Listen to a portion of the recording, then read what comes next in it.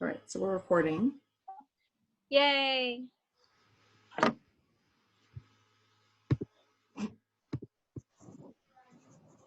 Just show my screen again. There we go. All right. Welcome to the Eco Info Meet and Greet. Hello. Hi. So our mission, ECO is an outdoor-based program that's similar to the programs prevalent across Europe. Our mission is to immerse our students with knowledge, love, and dedication to the outdoors.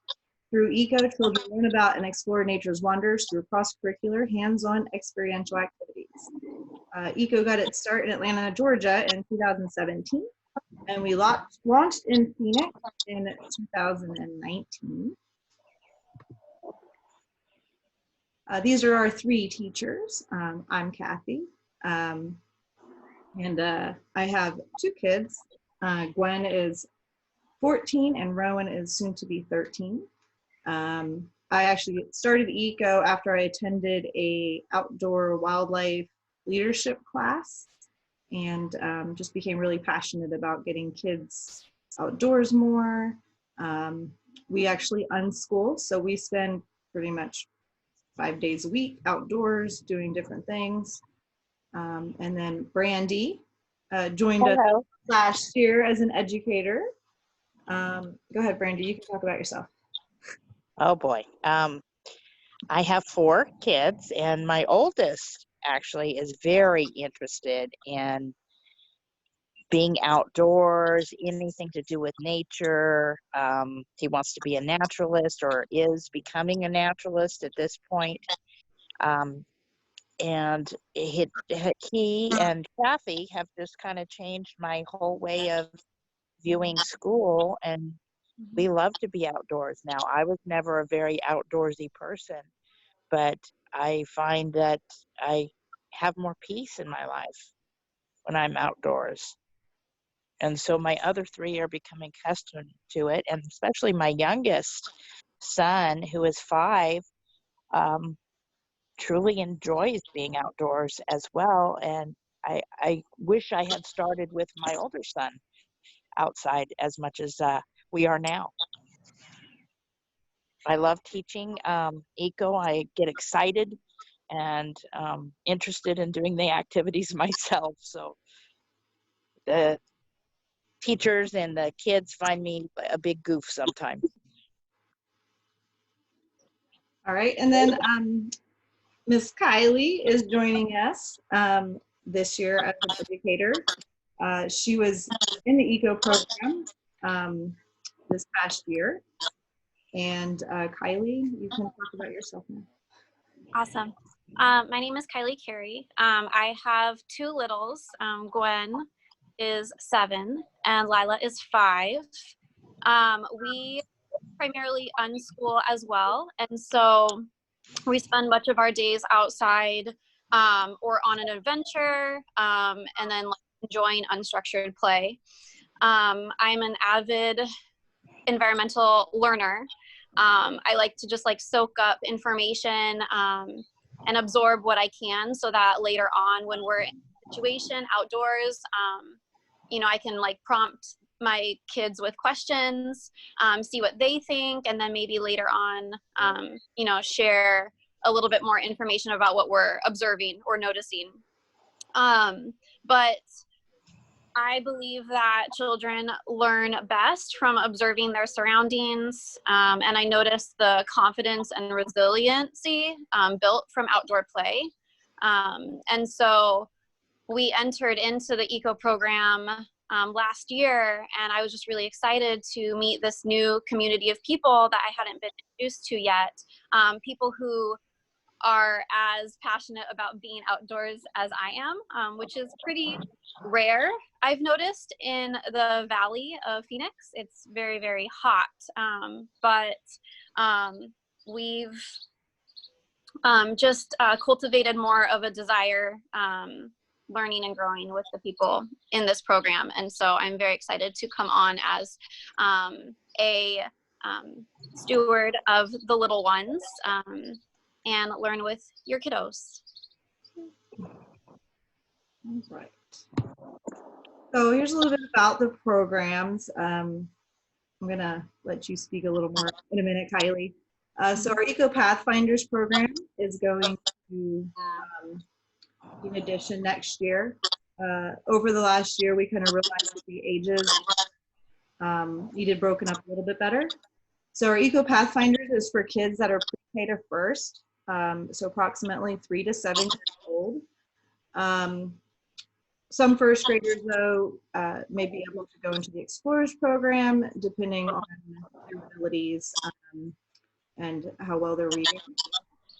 So you'll notice this is a little bit about the naming. So a Pathfinder is a person who goes ahead and discovers or shows others the path or way, which I think these little ones, when they're starting out, tend to do, like to find these new exciting paths. So I'm going to let Kylie talk a little bit about the program and what we are going to be doing this year in the Pathfinders program. So go ahead. So for our Pathfinders program, we're really excited to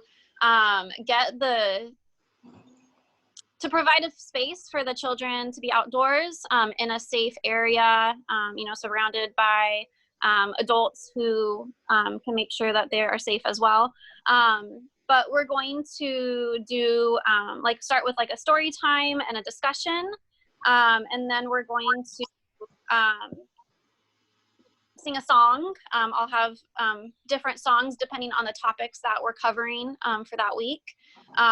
We will be doing loose parts play, so inviting the kids to be creative with what's set in front of them on the blankets, where they can build and interact with those pieces. And then we'll have like specimen exploration, so that they can see the different things, animals, bugs, tracks, skulls, all that fun stuff. Then we're gonna go on a nature hike. So we'll be able to get out and explore and like, I don't know about you, but my kids are very into being up and running around or climbing on things. And so we'll definitely have a opportunity for the child to get a little bit of that energy out and learn at the same time. And then we'll come back, we'll probably do like some nature journaling and or like craft an art project to kind of tie in what topic we are learning about for that day. And then after that, like class will come to an end, but we really encourage like parents to stay with their child and explore some more, you know, deepen the relationships with the community with ECO. So does that cover what you wanted me to share, Kathy? Yeah. Okay. So, and I have a couple of slides later that go over the topics and stuff for the month or the year. So our Explorers program is 1st through 5th grade, roughly ages 7 to 11 years old. An explorer is a person who explores an unfamiliar area and an adventurer. So by this age, you know, kids are a little more interested in kind of going off on their own and exploring uncharted areas and learning on their own, more independent. So our Explorers program and our Navigators, I'm actually going to click over to that. Navigators is going to be 6th through 9th grade, approximately ages 12 to 15 years old.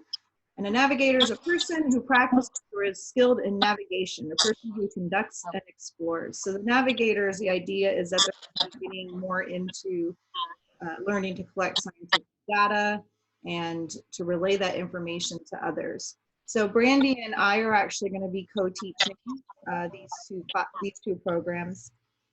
And we have an alternate schedule, which I'll show everybody in a little bit. So one Tuesday it will be the Eco Pathfinders and Explorers will be meeting, and then the following Tuesday the Navigators will. And so we'll follow throughout the year.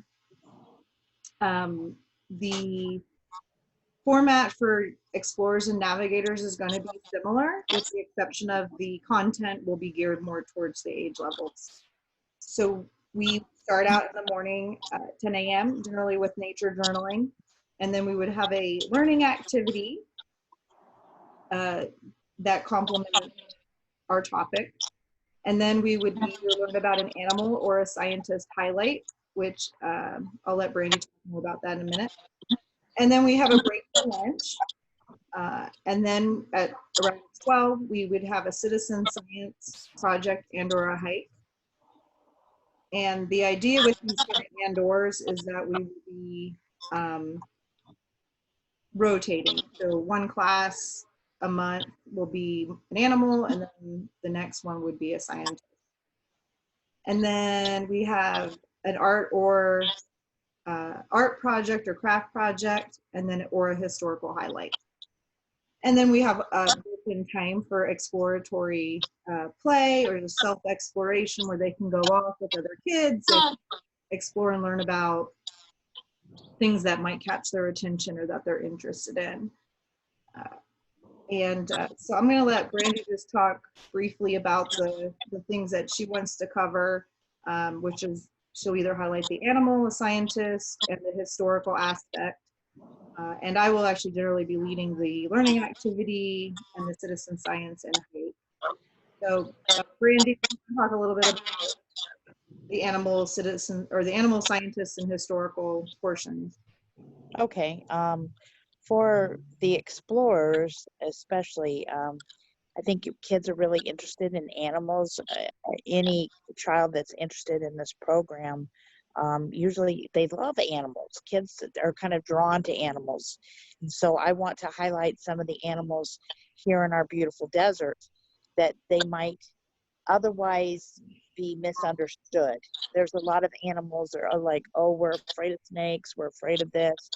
Well, I want to highlight those animals and talk about the benefits of them and take away some of the stigma that is attached to them. And I also want to highlight some of the invasive animals, especially that are here that shouldn't necessarily be here, and we don't want to encourage being here.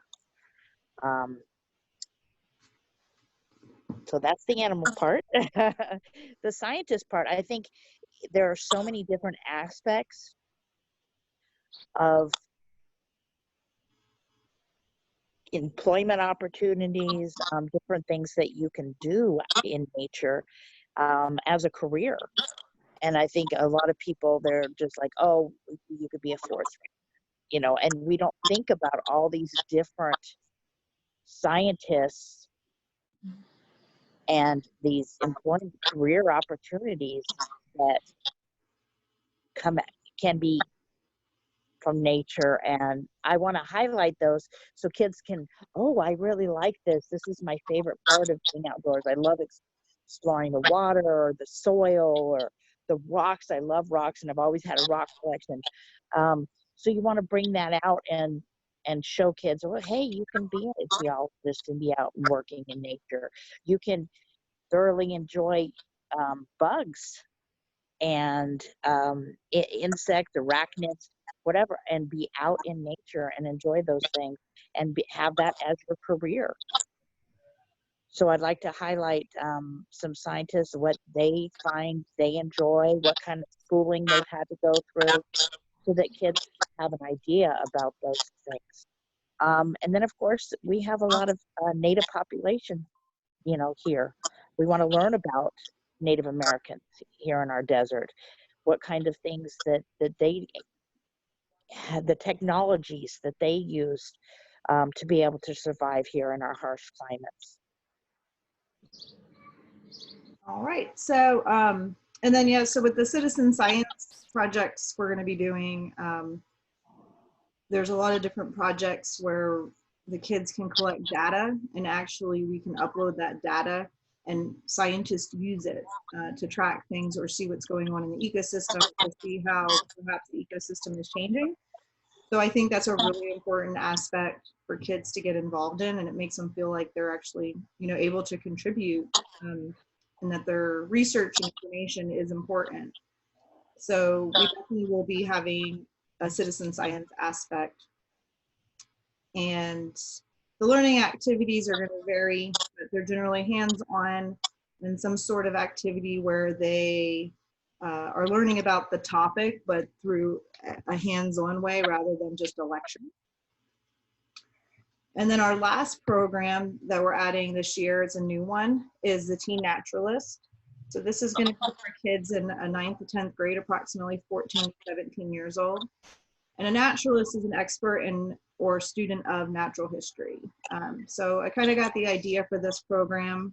Actually, Brandy's son and my daughter, who are just really, really passionate about the environment and nature, and they both want to have some sort of career possibly in nature or environmental education. So there's a lack of programming for kids in this age group around the valley. And I often joke that if I would have known I could have actually been a naturalist as a kid, I would have probably had a different career path, but nobody ever told me I could make money or have a job teaching others about the environment or doing things with the environment. So I think it's important for these kids to understand that there are jobs that they can do and they can be successful at it and their passions, and they can explore those more. So this program is going to look a lot different. It'll meet on Fridays, every other Friday, later in the day. That way as well, even if there's children who are not necessarily homeschooled, they can still join if they want. Because I think it's, again, it's important for this age group to know what they can kind of do or what they might need to go to college for. So this group will be doing more project-based and a lot of citizen science and stewardship. So they'll be working. This is for kids who want to get their hands dirty and want to get sweaty and want to help different organizations around the valley with projects. So like pulling invasive plants or doing some animal surveys. So we'll be actually working in conjunction with a lot of different organizations, and they'll be able to log volunteer hours, which looks great on resumes and high school transcripts. So that is the idea with this program. And I'm actually really, really excited about this one and to see where it goes. So this year, we are only going to have classroom locations. Last year, we rotated around to try to kind of find what worked the best for what we need. And I would like them to stay in a location for longer than 1 month because it gives them opportunity to really become invested in that particular area. And it gives them an opportunity to see the changes over the months as well. So in the fall, we're going to be meeting at Papago Park, which we've really grown to love over the last few months. We've had a lot more classes there than we originally had planned. Actually, I had no classes planned at Papago Park. It was kind of a last minute, we had an issue with Tonto being flooded and we needed somewhere to meet. And it was kind of a last minute, like, oh, hey, let's check out Papago Park. And it's been really wonderful. And it has everything we need. It's got a lot of geology and it's got water and it still has a desert feel to it. So tactile all over the place. And so it has everything that we need. A lot of birds, a lot of animals. And then in the spring, we're going to be meeting at Riparian Preserve. And again, has everything we need. There's water. They have a great, this picture is actually of their garden area they have set up, which is an ethnobotany. They have a lot of animals. We always see birds and rabbits. And so both of these locations, I think, meet our needs the best. This is the schedule we have. It is on the website. And for the most part, all classes are going to be on those Tuesdays or Fridays. Due to some holiday breaks, as well as some conventions that I'm hoping to attend this year, we had to put in a couple classes on Fridays. But here you can see just better the schedule. We're also starting later this year, the end of August. We started the beginning of August last year, It was a little warm for some people, so we're pushing back to the end of August, but that'll push us into a little bit of December. And we've also built in a camping trip this year, which I know a lot of people are excited about. So the idea with the camping trip, I used to do these in Georgia, and it was really a good time for the families to really make connections and kind of bond, and the kids have better opportunity to bond as well. And I think it's just really important to make sure I blocked it in the schedule so it happens. And we will have classes, so this technically counts as one of our classes. If you are not a big camper, I've helped lots of people become campers, so I have no problem helping people with that. And or you can just come up for the class for the day and hang out if you absolutely don't want to camp. And these are the topics we're covering this year. So Pathfinders, we are changing the themes for that program. I think it's important because they're just interested in so much, and you got to keep stuff fresh or the little ones kind of lose interest. So this is a way to just keep everything nice and fresh, and some of it does complement each other. And so September, they're going to be learning about adaptations. And actually, Kylie, do you want to talk about this? Yeah. That's okay. So with the Pathfinders group, I'm going to be using a curriculum based from Project Wild. They have one specifically for 3 to 7-year-olds called Growing Up Wild.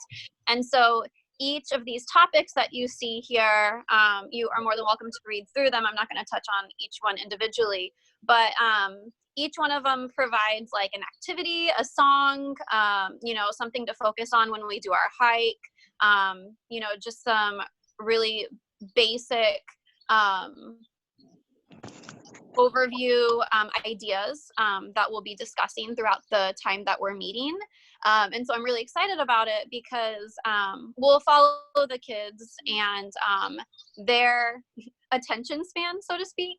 You know, if they're really into it, you know, we'll definitely be sharing more information, or we can just do like a brief overview. So it's not going to be you know, overwhelming and over their head, but definitely based on their interest of that topic. And so I'm really excited about that, just allowing the kids to learn on their own time frame, if that makes sense. And so I'm really excited. Like for the decomposers, you know, just for example, like we'll talk about worms, we'll talk about the different aspects of you know, how the earth cleans itself, right? Nature has its own cleanup. And then for like the birds of Arizona, I'm excited to like, it's in November, so we'll be able to like talk about like wild turkeys. And then we'll talk about like the habitats, like what's living in our trees, and noticing those things. Tracks and scat is probably one of my favorite topics that Kathy has introduced me to. My kids really took off with that, and even when we were camping, we were able to use those skills. So introducing your kids to that is going to be a blast. And then, you know, like finishing up with like pollinators in the spring is going to be really fun as well, and noticing the different things that are around us. So. And my kids are here. All right. And then, so the Explorers and Navigators are going to be covering the same topics. And just again, content will be geared towards the different age levels. And so in the fall, invasive species is going to be our topic. Actually, this year in the program, a lot of the kids became really concerned and interested in the different invasive species we have here in Arizona. Some of them are a really big problem and have gotten really out of control. And so it's important to kind of teach the kids about these invasive, and some are introduced and they're not causing an issue with the ecosystem, but some are, like crayfish and the apple snails and red-eared sliders, which are generally pets that people release. So we're going to be doing a lot with invasive species, both plants and animals, and what can they do to help stop that. Another big one is like the grasses we have. That's one reason our wildfires get so out of control. So we'll be touching base, even learning about wildfires as well. And then in the spring, and I actually spelled this wrong, it's herpetofauna. So herpetology is the study of reptiles and amphibians. And again, that's been a really big interest for a lot of the kids this year. So we'll be learning about reptiles and amphibians of Arizona and hopefully having a lot of fun with that.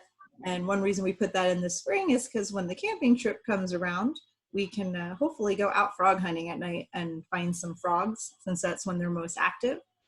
And then the Teen Naturalist is going to be a little bit different. It's going to be based off of the kids' interests. So far we have 3 children in that program. And this is kind of the list they had given me so far. Turned out they were all 3 interested in just about the same stuff, which was awesome. So we'll be doing some phenology type projects, which is them paying attention to the seasonal changes and when things are blooming and when things are changing and at what rate they're changing. Again, invasive plants, that's a big interest, especially for Brandy's older son, and as is the wildfires, they kind of go together. And the forestry, lichen, and dendrochronology also all kind of complement each other. So we'll be doing a lot with that stuff as well. And the idea with the Teen Naturalist is that we will be meeting every other Friday and doing different projects. But the other thing that we're going to be encouraging them to do, and that I don't have on the schedule yet, is attending different lectures, whether that's going to be online or maybe an in-person lecture. And then we can discuss more about it afterwards. A lot of these lectures are free or very inexpensive. Most of them, though, are free. And I will attend with the kids as well. So they won't be there alone. They'll be there with me as long as you can get them to the meeting. It's not going to be a requirement, but it'll be highly recommended because they'll complement what we're learning about. And the other thing is we'll be hopefully having some field trips to different labs at our colleges. So we're really lucky in that U of A and ASU have some really amazing labs that relate to these topics. So we actually have a lichen herbarium at ASU, and there's a dendrochronology lab down at U of A. So hopefully we'll be able to go to some of these places, and again, it will deepen their passion and also let them take a look at some of the college programs that are available. So that one's going to be a lot different than our traditional programs. These are class schedules, Kylie. We actually kind of went over both of these already.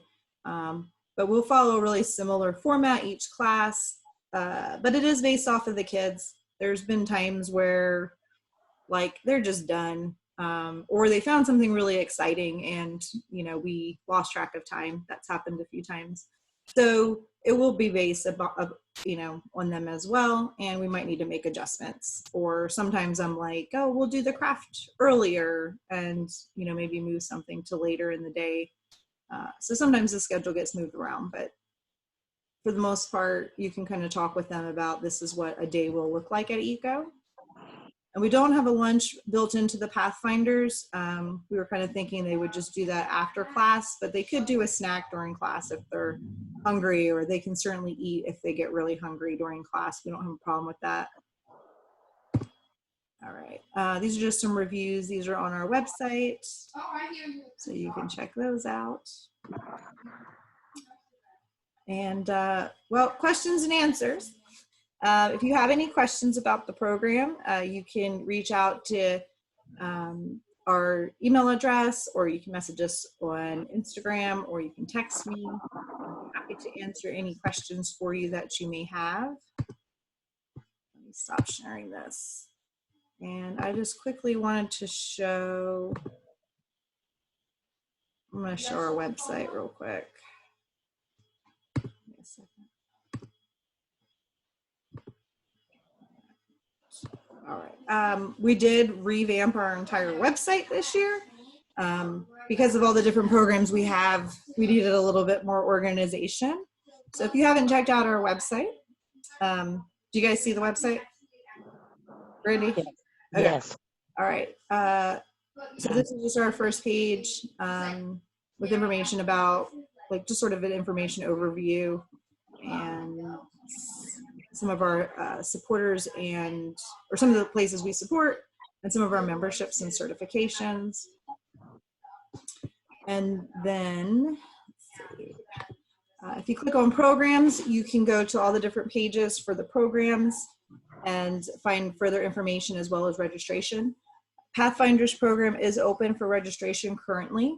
We have only 4 spots left, and our Explorers, Navigators, and Teen Naturalists will be opening officially next week. So you can check the website again and you'll see that the registration is activated. A couple other things.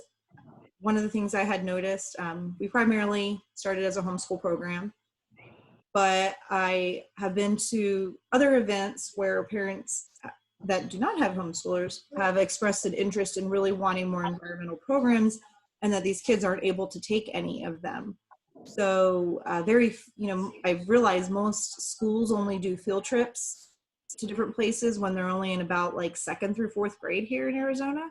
So really the younger kids aren't getting exposure and the older kids aren't getting exposure. So I am going to begin doing family programs in the evenings and on the weekends. And I'm also do private programs. So if you have any sort of type of, like any group, scouts or anything like that, this is the page where you can find out about setting up a group program specifically for your group, or the schedule will be down here with, I call them drop-in classes. So drop-in class options where you're not committing to the full eco year program, and you can just kind of come to classes as you want. And I'm also starting my nature journaling club back up, which will be once a month. And that's more just focused on drawing and learning to draw and learning to document. Much shorter class, just about getting kids interested in documenting their natural world. Let's see, under About, we have past newsletters and our Contact Us. We have, again, bios on the eco leaders if you want to learn more about us. Program overviews, just a quick overview about all the different programs, and again has links to all the pages. We do have a lot of FAQs on the website, so most likely any questions you have may be covered here, but if there's something that's not, again, just reach out to us. I'm still finalizing syllabuses for the 3 older programs, but I do have a syllabus done for the Pathfinders, just outlining some of the terminology they're going to learn, what subjects they might be covering, and what skills they're going to be learning. It's pretty basic. It's nothing super crazy. And we use a program called Google Classroom to communicate with parents. Actually, I'll show that in a minute too. And kind of relay information to you. So we do ask that families join that. And the nice thing is the older kids can kind of access it on their own if they have an email address. And then we have some information here, just still working on these pages, but just different resources that people might be interested in. And then our blog, where we'll be sharing about our programs, as well as sharing other stuff like different resources you can use at home with your kids, and just different free resources and things like that. And I also lead bird walks. I volunteer with Audubon, and so you can find information about our youth birding club on this page.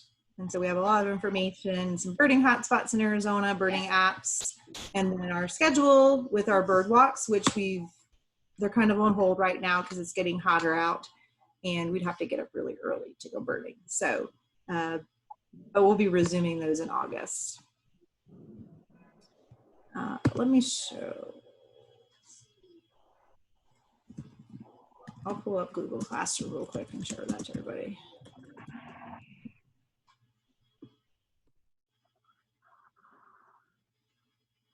Do you guys see Google Classroom? I see field trips, it says. Oh yeah, let me switch accounts. Let me switch. All right. Okay. Do you see? Yeah. Okay. I do, yes. So we're still building the new classroom on Google, but this is sort of what Google Classroom looks like. This is what our classroom looked like last year. It's going to look a little different this year. But basically, this is where we'll have the logistics section. We'll have all of the important things easily accessible. So the calendar, behavior expectations, and any additional things you guys might need for class, which I don't anticipate there being too much this year. But that would be on here as well for parents, all of our contact information, so you can reach out to us. And then we would have information on the different classes. And if there's anything we want to share with you, such as like videos they might be interested in, or what they need for class. So this is just our communication area. Oops. There we go. So it'll look something like this. I'm making it a little more organized for next year, and but this is what it looks like. And then for the older kids, if they're working more on their own, they can email the teachers and answer questions or things like that. And then we also put on here some wrap-ups. So for the parents that aren't at class, so the Pathfinders parents stay at class with their kids, or another adult caregiver. And then the explorers, we're giving people the option. If you feel like you need to stay with your child, we completely understand that. And it's fine that you stay. And then our navigators and teen naturalists will be drop off.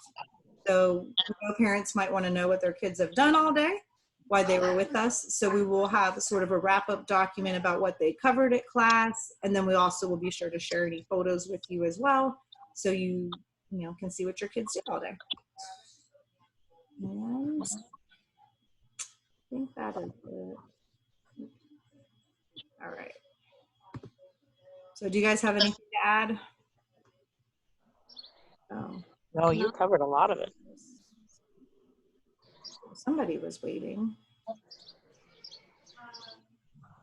Let's see who this was. Hello? Oh, it's Tanya. Hi. Can you hear us?